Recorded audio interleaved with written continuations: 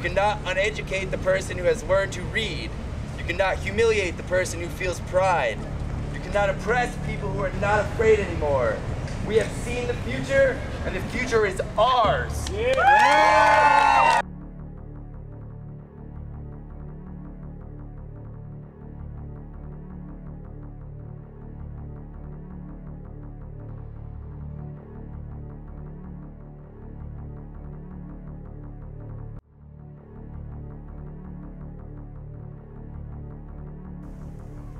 On October 1st, 2011, about 100 people gathered in Pritchard Park and marched through downtown as part of Occupy Asheville.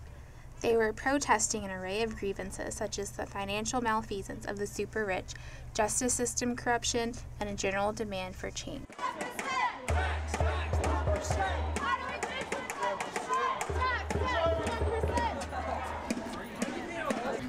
We started on Saturday, and every day we've had a General Assembly.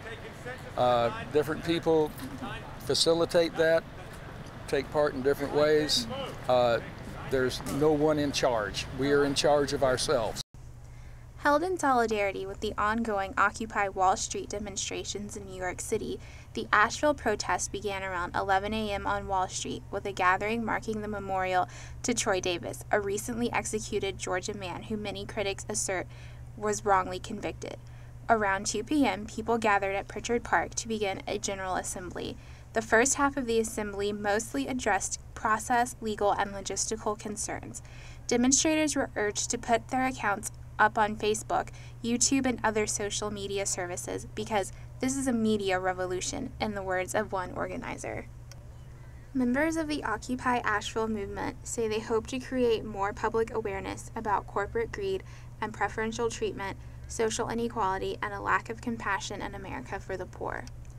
Some attending said they were inspired by the Arab Spring, the uprising in several Middle Eastern and North African countries this year that has resulted in new leadership and democracy. In Asheville, protesters have been moved from place to place looking for somewhere to rally and then spend the night. Asheville City Council said they can't stay in city parks because of a 10 p.m. curfew, but they feel the protest is important and will find somewhere for them to set up camp until the protest is over. Occupy Asheville is just one of the many cities across the world that reflects the gaining momentum of Occupy Wall Street. Overcome. You absolutely will.